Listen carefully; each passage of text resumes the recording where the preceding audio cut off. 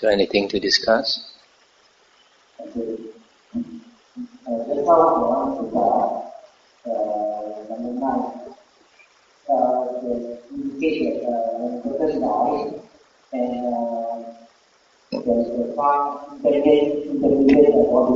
Oh yeah. So what is the case for 9 days or? Okay. This intermediate body is not for all rebirths.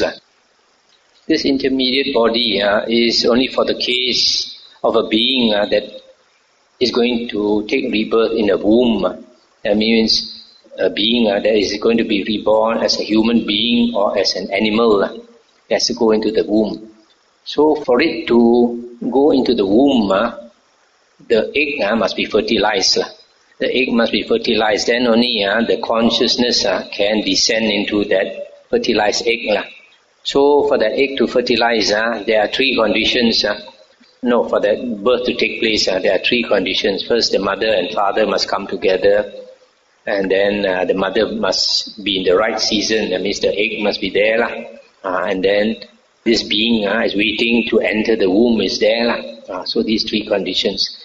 Now, how long it takes for him to wait to enter that womb is not mentioned in our Theravada original suttas.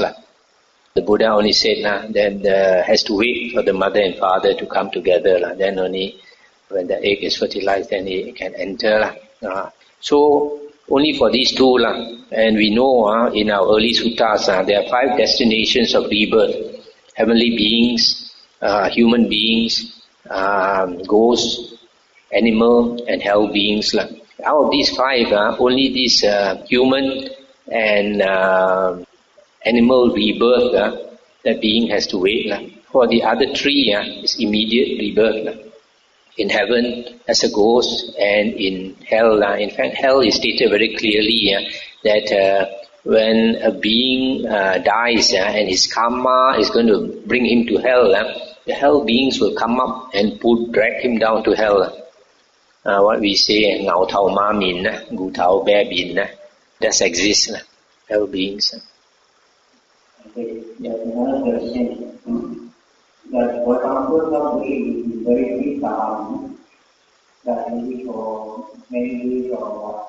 Then if somebody is going to push the body, will be outside or when the body comes back, will it be outside or will it still in the state, even when somebody pushing or?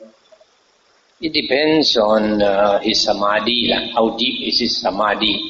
In the suttas, it is mentioned that one day a layman was praising an external ascetic. I am not sure which one. He said this external ascetic, he was in deep samadhi. And then the king brought 500 soldiers passed by the road, making a lot of noise, these horses going, the horse carriage and everything. And this ascetic was sitting under the tree, and the king and 500 soldiers passed by. He didn't even know. He was in samadhi, he didn't even know. So he praised this ascetic to the Buddha. And the Buddha asked him, is this better? Or the Buddha said, at one time the Buddha was meditating in a hut in the forest. And then a storm arose, a big storm arose. And a lot of trees fell down. And lightning struck and all these things, strong winds. And so many trees fell down that a number of cows were killed, cows and buffaloes were killed. And then after the big storm, a lot of villagers came out and tried to clear the road and clear the damage done and all that. So the Buddha happened to come out of the hut and asked them, what happened? Why so many people around here? And they said there was a big storm. Where were you? They asked the Buddha. The Buddha said, I was in the hut. And they said, how come you were in the hut? You didn't know there was a big storm? The Buddha said, I was meditating. So the Buddha asked the man, which is better, not to hear the big storm or not to hear the 500 soldiers go by. So your samadhi, depending on how deep it is, that is different. So probably if you are in the first jhana, somebody comes and gives you a slap, maybe you make it out of your first jhana. But if you are in the fourth jhana, probably give you a slap, you may not come out of the fourth jhana. But in the higher state, the cessation of perception and feeling, if you enter that state, and they come and see you, you see your breath has stopped, your heartbeat has stopped, and they think you are dead. There's a case in the suttas about the previous Buddha, one of the previous Buddha, the disciple, I think his name was Sanjiva, I think meaning come back to life. He was meditating in the deep forest alone, and he had entered this cessation of perception and feeling, where all his consciousness stopped. And then these villagers, they went to the forest to look for wood and look for this and look for that, and they saw him. And then when they found that his breath had stopped, his heart had stopped, they assumed that he was dead. So they thought, we could give him a proper send-off. So they found a lot of dry wood, pile all the wood on top of him and burn the thing. And they thought, give him a proper cremation. The next morning, he went on alms round in the village. They got a shock. They thought his ghost came. Then they found that he survived the big flame. So you see, when he enters the cessation of perception and feeling, even the big fire also cannot harm him. So probably he didn't even harm his robes or so, because otherwise he would have gone naked into the town. So, but there is a possibility that, like for example, a lay person, they meditate at home, then for very long hours, and suddenly open the door and feel that they have been meditating for so long, and when you feel the breath and no breath, so they call an ambulance. So when the ambulance came, they checked and they thought that they paid. So they will bring them back to the hospital, right? So by then they were actually, when it was somebody was sitting, so they will make the leg to straighten it so that they can bring it to hospital, meet at that stage, there won't be any, lifting up or... That depends on his samadhi, and also, before I came to Buddhism, I was practicing Hinduism for about 4 years. So I read about one of the Indian saints. When he was young, maybe because of his previous life, being able to enter samadhi, sometimes when he sleeps, he goes into a very deep sleep. So his friends come and disturb him, he's not aware, They tease him and slap him and all that, so he's not aware. So that has to do with the previous life. Okay, if for example, they use a needle and put in because right. Normally the ambulance will use the needle to catch. Like first time there isn't any feeling. You will catch like an time now. So normally when doing this, the big effect is amount. That means they use the needle to pump. If he's in a deep samadhi, it will not affect him. He's not aware of his body. I don't think so. But generally, it's hard to find lay person who can attain that type of samadhi. Very rare. If he can attain that type of samadhi, he won't stay as a lay person. According to the Buddha's words, definitely he won't stay as a lay person. We don't talk about specific cases. I don't know. I want to ask about revulsion. You start the breath is like a thing when we contemplate to establish to get revulsion and expansion. So you get at that stage in terms of the Nikaya, in this stage whereby the person will obviously renounce the things, renounce the world and perhaps live a spiritual life. For example, and just one day, like Chitta, I assume that they would have attained a certain level of revulsion and distraction towards the world, because we usually see as a renounce, even though it's a person. So I just wonder what made me not renounce the world and already accept spiritual.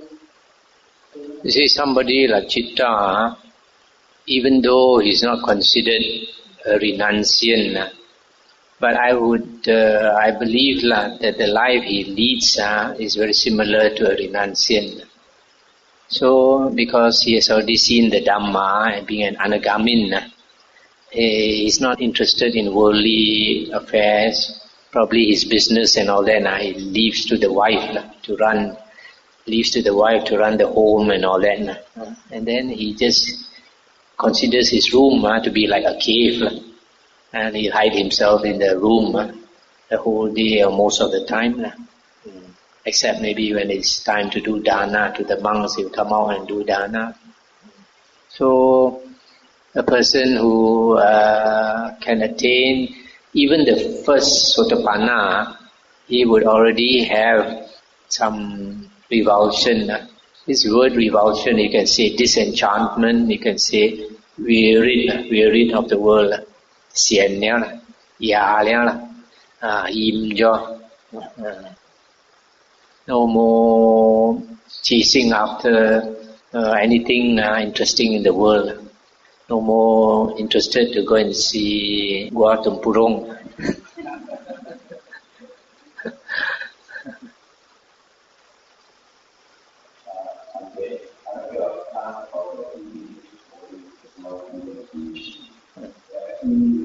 That to me is a visual human form to look at this.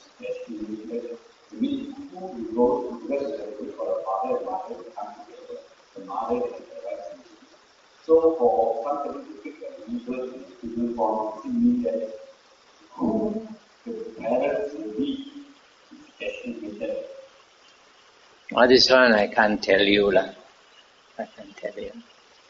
You see, like, you can think of various possibilities. Say, suppose, like, you take a plane, you go overseas on a holiday or something, and then your plane crashes, and then you die there.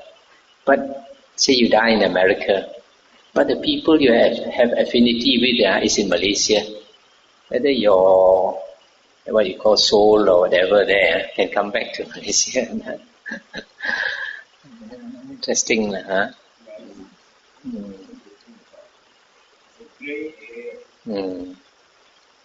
But this, there are some people, like this Professor Ian Stevenson has written a book, done a lot of research about reincarnation. Has written a small booklet, and the other person, I think it's Francis Story or something like that. Francis Story or Agaton Baptist, written about rebirth. And when they hear that a person remembers their past life, they go and question him. So it seems there was one case of a person, he remembered that when he died, he took form of a small being, few inches only. And he didn't know where to go. And then he saw his funeral, everything. After that, he was wandering around. He didn't know where to go for a few days. Then one day, he saw somebody whom he recognized to come from the sister's house. That person maybe went to market or something and is going home with the basket. And then this being, he jumped into that basket and it seems he was reborn as the sister's son. So, that's what he remembers. So, it's interesting. But this one you mentioned about QandA. So for conceptions to take place, the consciousness must be very. So how do you differentiate the QandA and the consciousness? The QandA, you can consider it to be a kind of being. Because the Buddha says that when you have a being with consciousness, it must come together with the five aggregates. You cannot have consciousness without the five aggregates. So it's actually a being. But because it's a temporary being, the Buddha does not classify it as one of the five destinations of rebirth, because it's only temporary, maybe only for a few days or for a few weeks, and then it will enter the womb. So it has consciousness. So when it enters the fertilized egg, in the sutta they call it the descent of consciousness. Descent of consciousness into that egg. So once it descends into that egg, then it will have the six senses. Then it's aware. It's an egg in the womb. It's aware of the surroundings. So when that egg, that fertilized egg, when the consciousness enters, that is become a being already. So if you, after that, if you perform an abortion, that's a killing of a human being.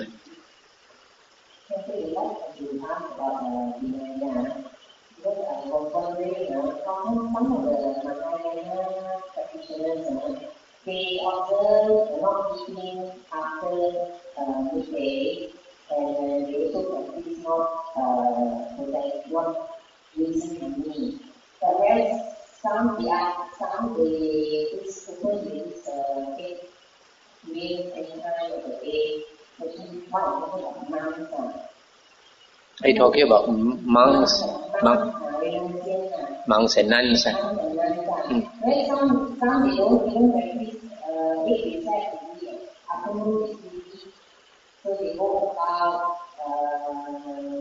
having supper and whatnot, and then enjoy those activity and all those things. So I was wondering how the separation tradition. I think that rotten monks and nuns, they are present in all traditions and in all religions. So that cannot be helped, the rotten eggs. But the motive of a person wearing the robe is very important. There are some people, they wear the robe as a means of livelihood, so that they have an easy life, they don't have to work. People just bring food to them, they don't have to slog so hard, and sometimes they get very good offerings. So although like in the different sects of Buddhism, this is found, but there are certain sects where it's more pronounced.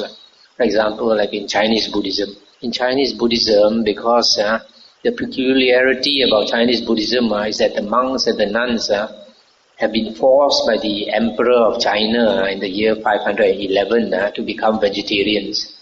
So after they became vegetarians, they found that they have to cook themselves, they have to look for money to buy food, because they are not able to go on alms round. Once they become vegetarians, it's not practical to go on alms round. Nobody's going to provide you with vegetarian food. So then, as a result of taking vegetarian food, they found that at night they get hungry, because vegetarian food digests very easily, and even you take breakfast and lunch, by night you get hungry already, unlike taking of meat. So it is generally true that most Mahayana monks and nuns, probably 90% of them or more, they eat at night. And sometimes they eat openly also. They even go for dinner with lay people and eat from the same dishes and all that, which is not allowed by the Vinaya. So because of relaxing the rules, they find that that's the danger with relaxing the rules. Once you start relaxing one rule, then you relax another, and very soon you are not able to keep any rule, because people take for granted that these are not important. So that's why they start talking about fang pian fa men, expedient means, provisional means. The problem is fang pian fa men becomes sui pian fa men. Anything boleh, anything can do. So that's the problem. And this vegetarian practice is not a Mahayana practice. It is a Han Chuan Fo Jiao. It's peculiar only to Chinese Buddhism, because you have other branches of Mahayana Buddhism, like Tibetan Buddhism. They don't practice vegetarianism. So it's only peculiar to China and those places like Vietnam, because they are influenced by China. Then also, or South Korea. So that's the thing. During the regular fasting, travel, when they don't say the Mahayana and the Theravada, they eat together in the same monastery, they eat together, they learn from each other together. At that time, they learn a lot of learning. According to the Theravada Vinaya is that they don't practice the same Vinaya, they don't eat together or eat together in the same area. I presume that they don't say they do practice the same standard. But hard to say because that was long after the Buddha passed away, whether they actually kept the Vinaya or not. We don't know. But like in Tibetan Buddhism, a lot of external sect practices have crept into Tibetan Buddhism, because Tibetan Buddhism started only 1,200 years after the Buddha passed away. So things like Tantric Buddhism, which comes from Tantra Yoga, where the master and the disciple can make love and all these things, it's taught in their teachings, but it's totally against the Buddha's Vinaya. So this is one of the things that caused the downfall of Buddhism in India. So the Buddha always stressed that we have to uphold the Vinaya and practice the Dhamma. That's why the Dhamma Vinaya is our teacher. So you cannot say you want to practice part of the Buddha's teachings, you don't want to practice another part. So that will cause the disappearance of the true Dhamma. Unfortunately, all these wrong practices and wrong teachings are not peculiar to one sect. They are found in all forms of Buddhism, even Theravada Buddhism. Theravada Buddhism now is also very much corrupted by later books like the commentaries and Abhidharma and all that. So that nowadays people don't talk about attaining the jhanas.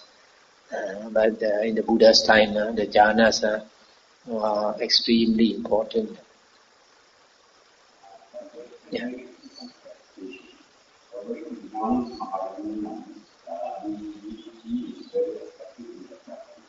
He doesn't accept Dharma offering. He works to earn the degree.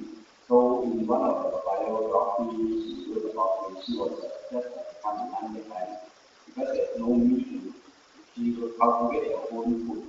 So what she do is she will go to the field and pick up things that's left over, like sweet potato and all this kind of food for the meal. They said picking up from somebody's farm.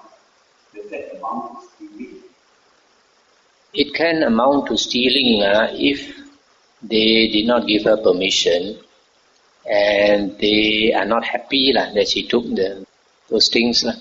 But you see, that's the danger of some people. Instead of following the Buddha's instructions and depending on the Buddha's wisdom to guide us, some people they want to use their own wisdom. They think they are very smart. But they are not smart.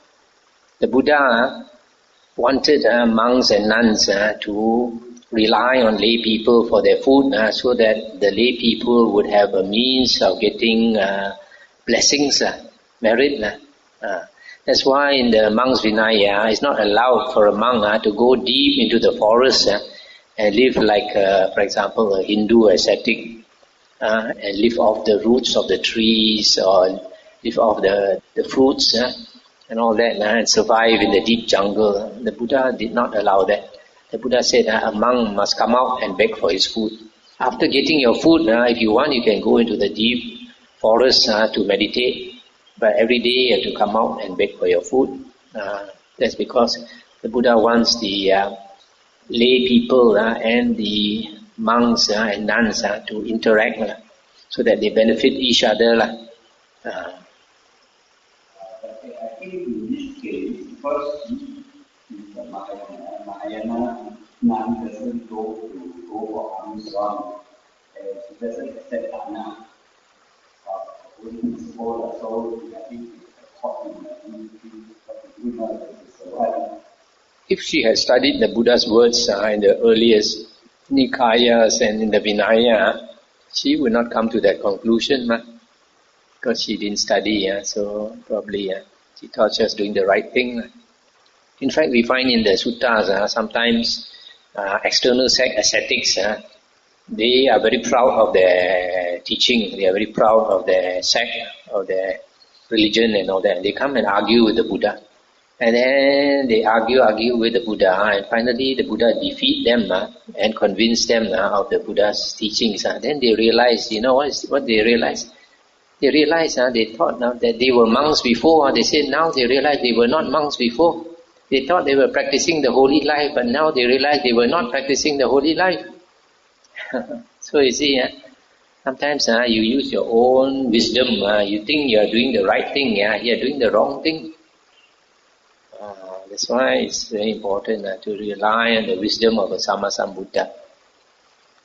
That's why sometimes people come and learn from a teacher. They are not willing to give up their own preconceived ideas. They think they are smarter than the teacher. That's the problem. When you learn from a teacher, you have to give up some of your views. Like the Buddha says in the sutta, the Buddha told one of his disciples, when you come to learn, you must always have the view that the teacher knows more than me. Otherwise, no point to follow your teacher. You go on your own. If you think a person is smart enough, no need to follow a teacher. You go on your own. So in the same way, when we are disciples of the Buddha, when the person renounces, he's called the son of the Sakyan, Sakyaputta. So we must always follow the Buddha's instructions. Not like this nun.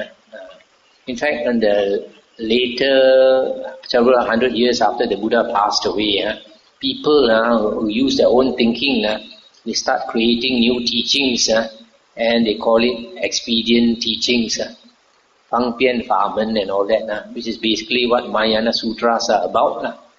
They create things like Guanyin Pusa. And why do they create things like Guanyin Pusa and Amitofo?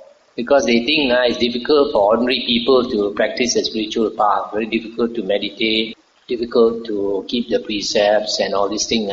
So you have this Fang Pian Famen where you can pray to Guan Yin for help. And they think that is bringing people into Buddhism so that slowly they can follow the Buddha. But that's a silly way of thinking, because once they come into Buddhism with this Guan Yin and Amitabha Buddha in their mind, they will cling to it, they will never give up. They are not going to change from Guan Yin to become a great meditator. No, they will cling on to Guan Yin. So the Buddha, from the very beginning, the Buddha never compromised on such things. The Buddha always taught the essence of the holy life. Even it's difficult to do also, the Buddha said we should follow because that is necessary. You see? So if we want an easy way, I always say cheap things are not good, good things are not cheap. Okay. Yeah. He is going back tomorrow, must ask this question. I think also you refer to the mark of Sutta. Okay, yeah. So, if the word Sutta refer to our ladies or after you refer to the mark of Sutta? Can.